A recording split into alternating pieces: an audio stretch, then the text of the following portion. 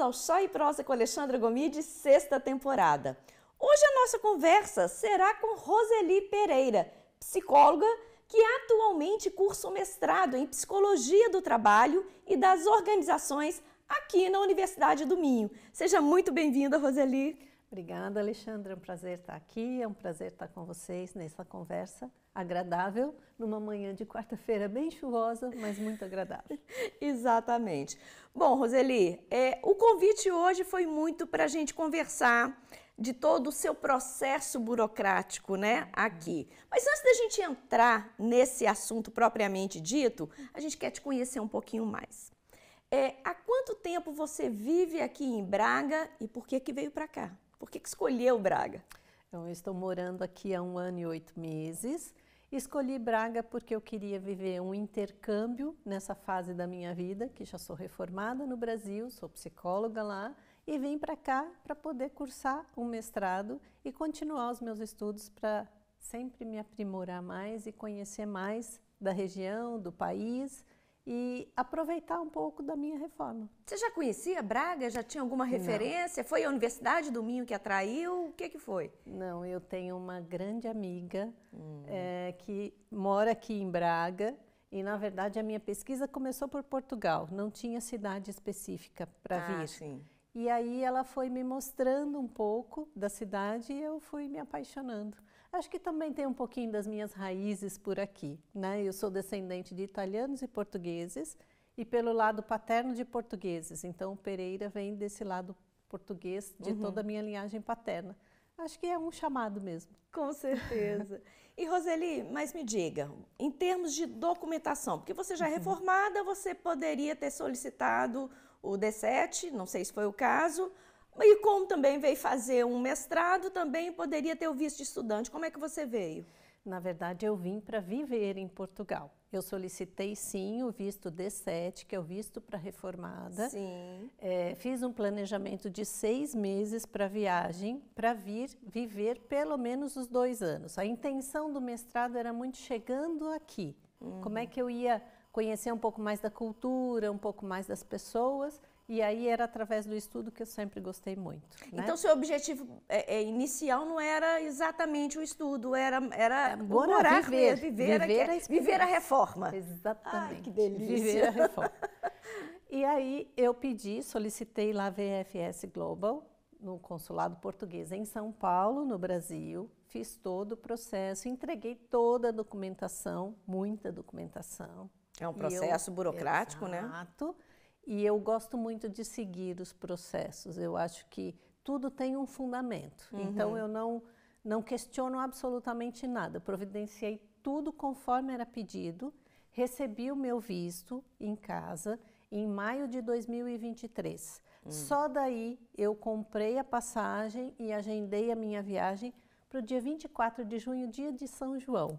E aí cheguei em Braga no dia 25 de junho, um dia depois da grande festa de São João. Nessa época ainda não sabia da relevância da festa de São João em Braga, mas gostei muito de ter chegado um dia após a festa. Chegou já a cidade toda alegre, né? Exatamente. E aí, rapidamente, já localizei onde era o antigo CEF. Na própria semana que eu cheguei, em junho de 23, eu já providenciei toda a minha documentação, então eu já tenho NIF, NIS, o meu número de utente, eu fiz tudo para estar regular no país. Era esse o meu projeto. Era viver em Braga de maneira regular para que eu pudesse desfrutar da minha reforma. Exatamente. É importante, gente, a gente chamar a atenção aqui e aí no decorrer do programa vocês vão perceber o porquê da Roseli ser a nossa convidada aqui hoje, porque é isso, foi uma pessoa que saiu do Brasil com tudo planejado, sem depender de trabalho aqui em Portugal, ou seja, era só resolver a questão burocrática e viver. Exato. E ela está enfrentando várias dificuldades aqui e isso é importante a gente poder passar para as pessoas, para poderem perceber também que não basta arrumar a mala e vir, né, Roseli? Essa é uma preocupação que a gente tem. Eu acho que é uma decisão bastante importante em qualquer idade da vida. E acho que ainda mais quando se tem família. Eu venho sozinha, sou viúva, eu tenho 2 filhos no Brasil, mas eu já estou nessa altura da vida onde eu já sou responsável 100% só por mim. Uhum. E aí eu acho bastante mais complicado para quem tem uma família. Então essa decisão precisa realmente de muita responsabilidade, porque eu fiz tudo conforme foi indicado e mesmo assim eu ainda não tenho a minha autorização de residência. Uhum. Já chega a quase 2 anos, em junho já faz 2 anos que eu estou aqui e eu acho que esse tempo, para a maioria das pessoas, é muito desgastante. Exato. Você não depende de trabalho aqui. Imagina se dependesse, o que teria sido a sua vida, mesmo vindo com a documentação certinha, vindo com o visto, com tudo certinho. A gente vai aprofundar mais sobre esse assunto. Mas antes da gente entrar nisso, como é que você tem vivido essa experiência, né, de viver em outro país nessa altura da vida, nessa sua fase da vida? Eu acho muito enriquecedor sempre. Eu sempre fui muito curiosa, sempre quis conhecer outras culturas e acho que chegou a hora. Você já conhecia Portugal? Não, não conhecia. E aí eu tinha algumas opções, inclusive. Talvez para os Estados Unidos, minha filha morava lá, para Portugal, e eu acabei escolhendo, acho que um pouco daquilo que me move, né? É curiosidade mesmo, de conhecer. E a possibilidade, não vou te dizer que não, de conhecer a Europa como um todo, claro, né? Portugal claro. seria o ponto de apoio, mas eu quero sim, e vou ainda, conhecer os outros países da Europa. Então, para mim, depois de ter estudado a psicologia, a psicanálise lacaniana no Brasil também, quero conhecer França, quero conhecer a Alemanha, então eu vou vivendo conforme é possível. Eu acho que um ponto que realmente me caracteriza nessa estada aqui é a capacidade de resiliência.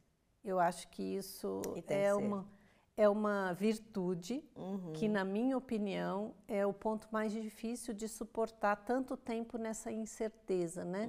Porque eu acho que emocionalmente exige demais. É um desgaste muito grande. Então eu vou contornando na medida que eu vou explorando a cidade.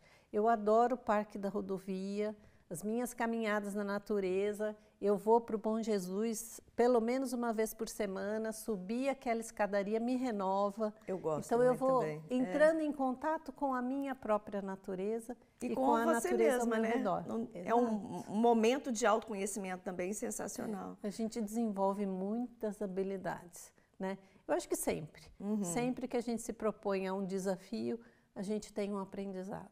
Roseli, então você diria, tirando essa parte da documentação, a sua adaptação aqui foi tranquila?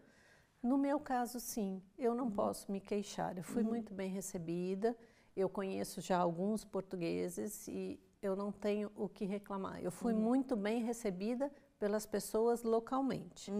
O que realmente é um ponto para a gente relevar é essa generalização de sermos mulheres brasileiras. E no meu caso, pior, porque eu vim sozinha, eu sou viúva, mas eu sou autônoma, 100% responsável pela minha vida, financeira, emocional, em todos os sentidos. Né? Desafiador, e eu acho que a gente precisa melhorar um bocadinho nessa questão do respeito às pessoas, né? Não foi uma e nem 2 vezes que eu chego a um restaurante e aí aquele olhar de a mesa é só para uma? Porque eu acho que enquanto mulher e nessa fase da minha vida, eu vou onde eu quiser, com quem eu quiser e da maneira que eu quiser. Você conquistou isso, né? Eu acho você que pode, sim. você não depende de ninguém, nem de nada. É um direito. E a gente está no mês de março, né? O mês da mulher. Pois é. Dia ótimo. Internacional da Mulher. Precisamos avançar em algumas coisas. Exatamente, exatamente. E na faculdade, Roseli, como é que foi a adaptação? Então, aí como eu não tinha... Porque a gente escuta muito caso também da faculdade. Sim. Temos muitos desafios para enfrentar chegando num outro país. A vida de imigrante não é fácil, eu acho que em lugar nenhum do mundo, né? Exato. Mas, chegando aqui na universidade, no meu caso específico, também fui muito bem recebida por todos os professores, adoro os professores, tudo muito tranquilo. Agora, é incompreensível, assim, que a gente verifique no ano de 2025 uma colocação que é muito, como eu poderia dizer, de maneira muito acadêmica. É um estudo que exige muita leitura, e eu acho que sou 100% a favor disso, mas é num grau de exigência que eu acho que está muito acima do normal. O que me chocou um pouco foi o nível de estresse e a labilidade emocional das estudantes que eu encontrei na universidade. Ou seja, essa é uma leitura que você está fazendo da sua turma, das próprias colegas de sala. Da universidade como um todo, porque eu já passei para várias escolas, né, além da de psicologia, já conheci as outras escolas também, já participei de seminários, de congressos. Você é bem participante, bem atuante? Eu gosto de conhecer. Eu gosto de conhecer. Já visitei várias empresas, porque eu faço a psicologia do trabalho e das organizações, então tive a oportunidade de visitar vários lugares. E é isso que me encanta. Eu quero conhecer as pessoas, ver esse mundo do trabalho em Portugal, como é que se dá também. E aí eu vejo que há realmente uma ansiedade generalizada nas estudantes principalmente. É aquela exigência muito pela nota. E a gente sabe que a nota é uma parte do caminho, mas não é o caminho todo. Eu costumo dizer que cursar uma universidade é muito importante para nós nos colocarmos no mundo do trabalho. Mas o mundo do trabalho não é todo o seu mundo. Né? É uma parte importante, mas não pode esse ser equilíbrio é o grande desafio da vida também. Exato. Zeli, então agora vamos na documentação, que é o foco realmente da nossa conversa aqui hoje. Sim. Você veio com visto, veio tudo certinho, mas acabou mencionando aí pra gente que ainda não tem o seu título de residência. Como é que tem sido o processo? Conta pra gente, por que até hoje você não tem? Já que veio com visto. Então, vamos começar lá no começo. Lá do começo. Na primeira semana, então, eu já tinha toda a minha documentação. NIF, NIS, número de utente, que era o principal. Abri minha conta em banco, fiz toda a minha regularização fiscal, inclusive já coloquei meu domicílio fiscal aqui em Portugal, mesmo não tendo ainda a minha agenda da entrevista no CEF, agora na AIMA, né? Que eu fiz. Na época, só era possível fazendo uma ligação. Tinha um número, você tinha que ligar, conseguir esse atendimento por telefone para ter a data do agendamento. E quando a gente vem com visto, está especificado pelo consulado português que você tem 120 dias para regularizar a tua situação no país de destino. Eu estava tranquila, 120 dias, eu comecei já na primeira semana, então de primeiro estava tranquila.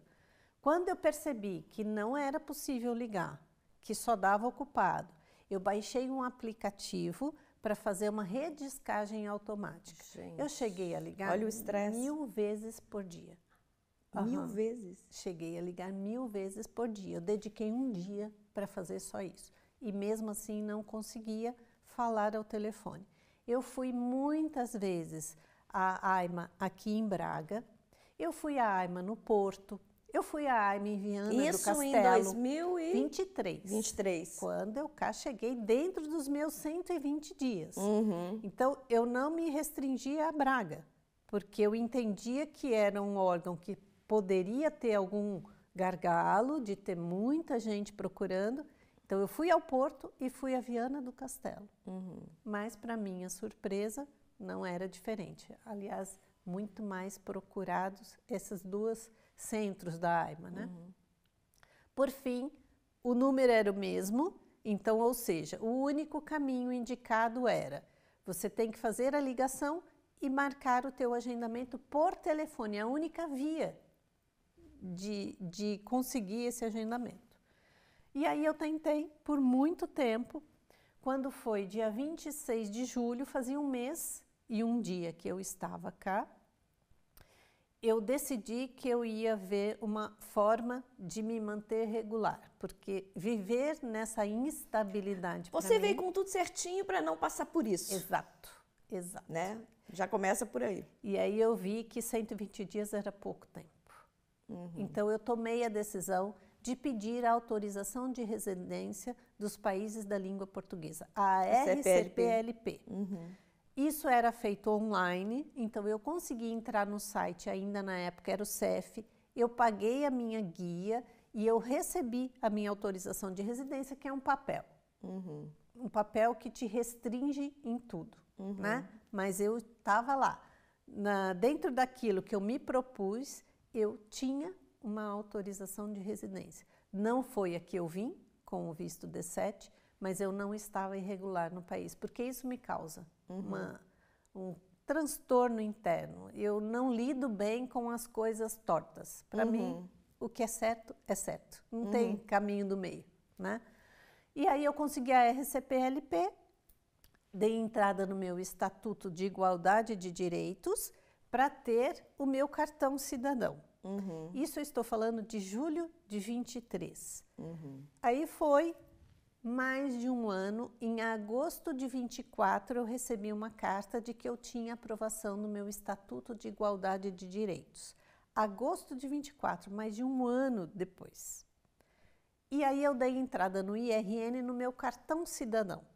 De agosto de 24, meu cartão cidadão chegou dia 10 de janeiro de 2025. Agora. Eu fui lá e aí esperei mais 30 dias, ou seja, eu tenho meu cartão de cidadão dia 11 de fevereiro e ele vale somente até dia 30 de junho de 25. E detalhe, não lhe permite viajar. Não, está expresso no cartão cidadão, não é permitido viajar. É isso que a gente quer chamar a atenção aqui, gente. Ela veio com visto e continua impedida de viajar. É importante, para quem está nos acompanhando e não entende muito bem esse processo, o que acontece? O visto para morar em Portugal, ele é solicitado no país de origem. No caso da Roseli, ela fez a solicitação do visto no consulado lá no Brasil, no consulado português lá no Brasil. Esse visto, ele diz o seguinte, essa pessoa está apta, né? Ela reuniu a documentação necessária para viver em Portugal.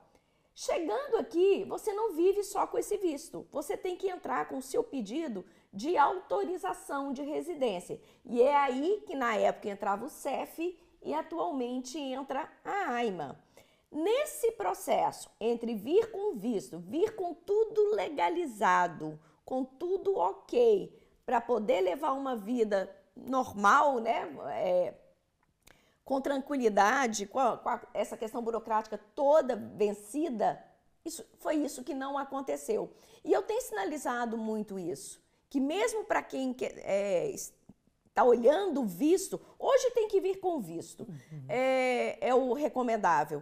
Mas, mesmo que venha com visto, não está no momento de vir. Por esses casos aqui, olha, eu fiz questão de trazer um exemplo para vocês perceberem. Uma pessoa que está com visto e que ainda está tendo muita dificuldade, né? Porque ainda não resolveu. Ainda não. A gente vai... Então, na verdade, você está com o pedido de autorização de residência pelo visto D7 Sim. e autorização de residência pela CPLP. Sim.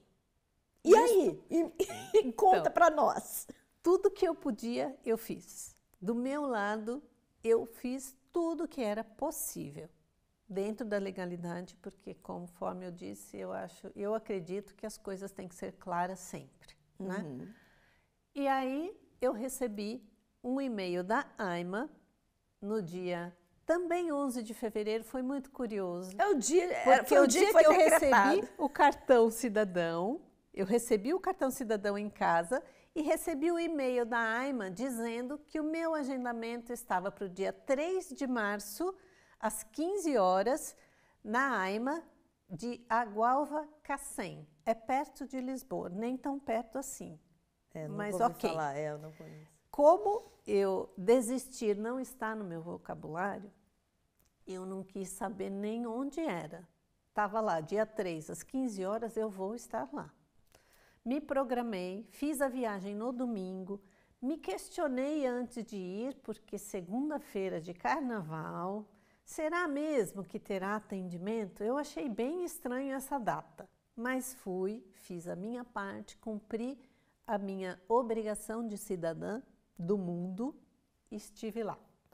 Fui no domingo para Lisboa, na segunda-feira de manhã, para ir. Ou seja, você ainda dormiu lá? Dormi de domingo para segunda, dormi em Lisboa. Olha só, a Roseli é uma pessoa, é importante esses detalhes a gente ressaltar. A Roseli é uma pessoa que teve condições, inclusive de ir no dia anterior, dormir, para resolver tudo com calma.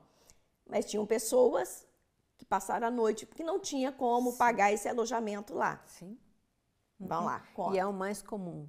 É o mais comum, é o mais comum. A minha história não tem nada de comum. E mesmo o que eu assim, tenho visto é muito mais sofrido. Por isso que eu acho que a gente tem que tomar a decisão com muita responsabilidade. Exatamente. E aí, chegando lá, para minha surpresa, já com mala de viagem para voltar para Braga assim que eu terminasse esse processo, chego lá e todos que estavam agendados neste dia, com a notícia de que o sistema amanheceu em baixa. A vontade é de rir a princípio, não é? Porque o sistema amanheceu em baixa. E o que eu tenho a ver com isso? Mas ok, vamos entender o que aconteceu. A manhã toda elas desmarcaram as pessoas e aí era uma falta de informação tão grande que nem o próximo agendamento a gente saiu de lá sabendo quando será. Será enviado por e-mail uma nova data. E aí eu fui vendo as pessoas remarcando, chegou a minha vez e eu disse a ela, poxa, eu venho de tão longe, eu vim de Braga, eu cheguei ontem, né? E assim como todas as pessoas que estavam lá, como é que eu volto sem uma data de agenda, sem uma entrevista marcada? O que eu faço agora? Né? O que eu posso fazer? O que está nas minhas responsabilidades? E aí é sempre muito evasivo, o sistema não é possível nem ver as datas de outras unidades, então é só o que eu tenho para te dizer. E aí, só um detalhe importante que eu ia me esquecendo. Eu só consegui esse agendamento na AIMA no dia 3 de março, porque em agosto de 2024, quando eu recebi o meu Estatuto de Igualdade de Direitos, eu já entrei com processo judicial. Senão eu não conseguiria esse agendamento. Então esse agendamento veio através do processo judicial. Processo judicial. Porque chegou uma altura que eu não tinha mais o que fazer. Já não se atendia mais telefone em instância nenhuma. E quando se atendia, a resposta que eu mais ouvi nesses quase 2 anos foi o visto D7, o visto para reformados, não é prioridade nesse momento. Então isso me causava um transtorno, porque assim, nós éramos a princípio 440 mil processos de imigrantes, né? Então a gente está num bolo que não se distingue absolutamente nada. Daqui a pouco, dos 440 mil, eram só de manifestação de interesse. Exatamente, né? Daqui a pouco, os 440 mil passam para 900 mil processos. Então, eu tenho uma dificuldade muito grande em lidar com falta de clareza, com falta de informação correta, porque eu acho que a gente tem que ter uma responsabilidade que é muito grande. Se eu estou falando, eu não estou falando de números, eu estou falando de vidas, eu estou falando de pessoas, eu estou falando de famílias. E é impressionante como isso não representa nada. Eu era ali um papel, tanto que ela me deu um papel de presença no dia da entrevista. Porque como eu entrei com o processo judicial, eu preciso dizer também para o tribunal que eu estive presente na data e que eu não fui atendida por falta de sistema. Que vai precisar de uma nova data. Exatamente. Então, assim, é bastante complicado nesse sentido. E o que mais me chocou nessa data foi ver uma família que vinha provavelmente da Angola. Eu conversei com uma das pessoas da família e tinha filha em cadeira de rodas. Então, assim, eram 5 pessoas que sabe-se lá de onde vieram, quanto tempo estavam à espera, para remarcar, assim, ao vento, porque não tinha também sistema não sabe, dizer não nada. tem. Então, foram numa situação de fragilidade, saíram ainda mais fragilizados. Depois, uma mãe com uma menina de 11 anos faltou ao trabalho para poder conseguir a autorização de residência da menina de 11 anos E assim, faltou ajoelhar-se e pedir clemência, porque o próprio patrão ligava para ela de 5 em 5 minutos. E ela dizia, eu ainda vou perder o meu trabalho. Então, assim, é uma situação bem difícil. Eu acho que a gente precisa parar um pouco de falar de números e apresentar fatos e dados, sabe? A gente precisa saber o que é isso que está tão difícil de realizar, né? Quais os processos que foram 160 mil devolvidos? Todos números astronômicos, mas quando eu olho os números, eu fico pensando, quantas famílias estão aí? Né? Quantas pessoas estão sendo afetadas? E eu, de novo, digo, no meu caso, eu tenho clareza e eu busco os caminhos para estar regular no país que eu escolhi viver. Isso eu acho importantíssimo, a gente tá nesse momento aqui agora, tendo essa prosa, né, de forma descontraída, leve, Sim. porque é importante para quem está a nos assistir, seja lá do Brasil, se organizando para vir e compreender a realidade, né, de quem está vivenciando esse processo burocrático aqui.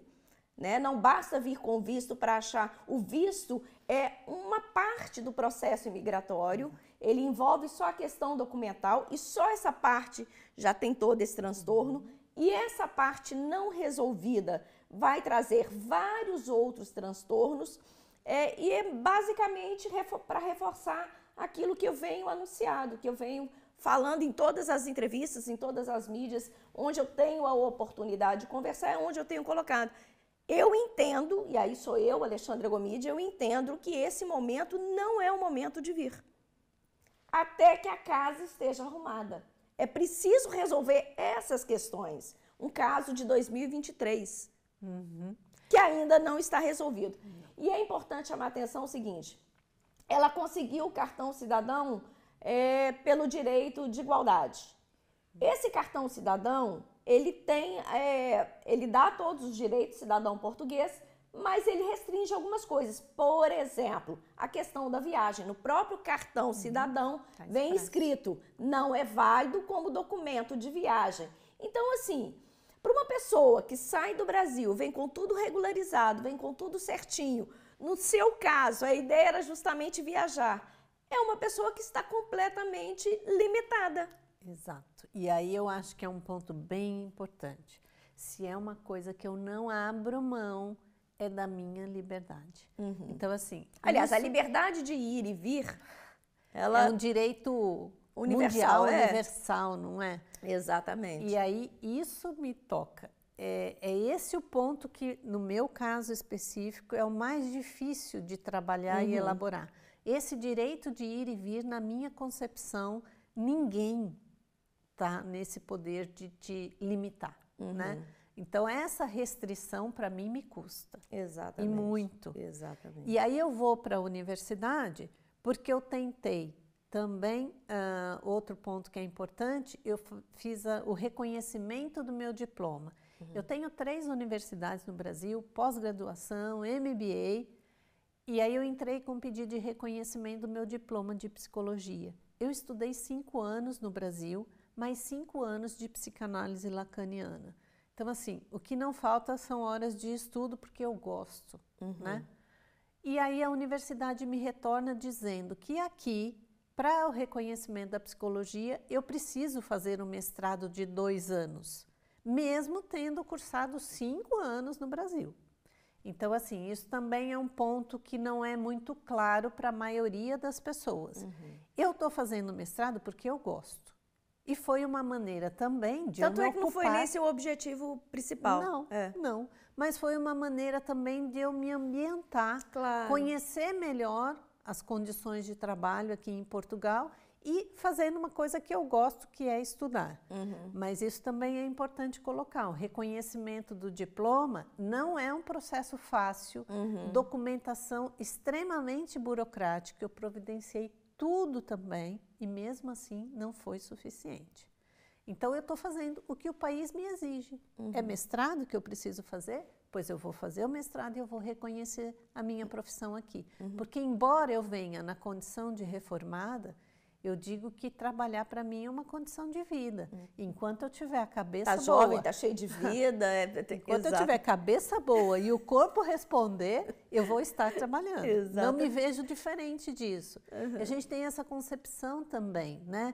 Da mulher, eu tenho 57 anos hoje, mas eu também tinha uma concepção de aos 50, aos 60, já me ver muito mais envelhecida. Sim. E eu acho que a gente chega numa outra condição. Exato. Então, é preciso respeitar isso também, né? Até no próprio mundo do trabalho. Eu acho que o profissional sênior, ele tem as suas qualidades, o seu valor, assim como tem os que estão começando. Então, eu acho que no mundo do trabalho ganha mais quem tiver a diversidade. Claro. Então, claro. é um resumo meio estendido, mas a condição é essa.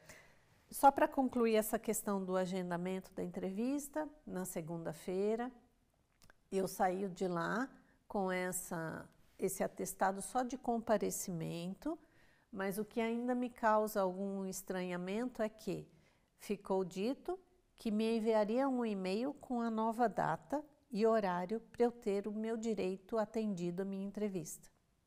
E aí, uma exigência eu fiz. Eu disse, olha, eu preciso que essa entrevista seja em Braga. Não faz o menor sentido me desviarem para o Cacém, sabendo em todo o sistema que eu cheguei em Braga, eu nunca saí de Braga.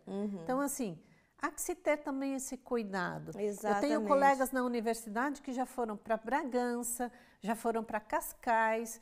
Para as ilhas, muita gente foi direcionado para as ilhas. Às vezes as vagas só tem lá nas ilhas, seja nos Açores ou na Madeira. Na Madeira, exatamente. Então eu acho que precisa desse olhar um pouco mais humanizado. Estamos vivendo tempos bem difíceis, onde os números parece que tomaram conta de todas as mídias e as pessoas só falam de números. E eu gostaria que pensasse nas vidas que estão por trás disso, principalmente na imigração. Se fala tanto, né, que Portugal precisa de imigrantes. Era bom a gente saber que tipo de imigrante eles precisam. Isso eu tenho batido bastante nisso. Qual? Né?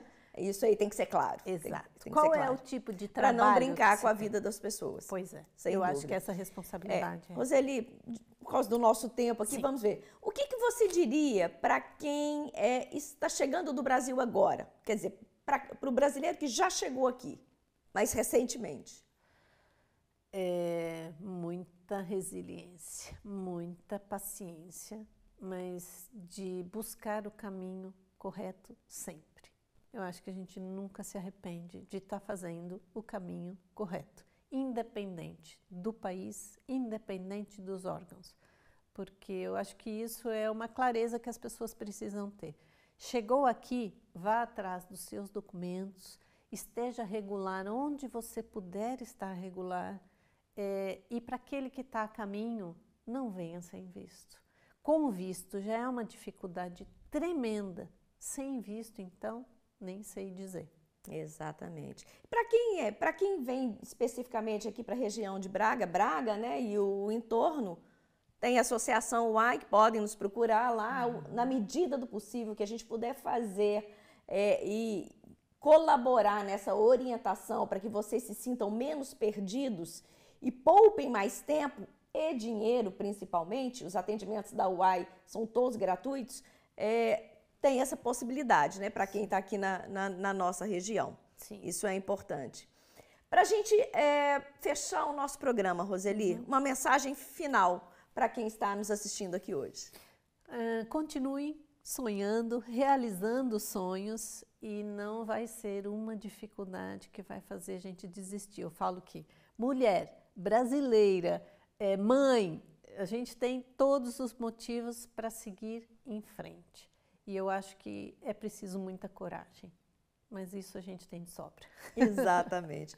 Muito obrigada, Roseli. Foi um prazer recebê-la aqui no Chá e Prosa. Obrigada a você, e quero também agradecer ao UAI pelo apoio que eu tive desde que nos conhecemos. Eu acho que é uma instituição que realmente está aqui para acolher, né?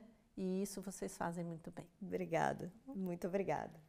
Continue a nos acompanhar. O Chá e Prosa é um programa de entrevistas que é exibido quinzenalmente, aos sábados, às 17 horas de Portugal, aqui na DMTV, e às 17 horas do Brasil no YouTube, Olhar Brasileiro em Portugal. Até o próximo programa.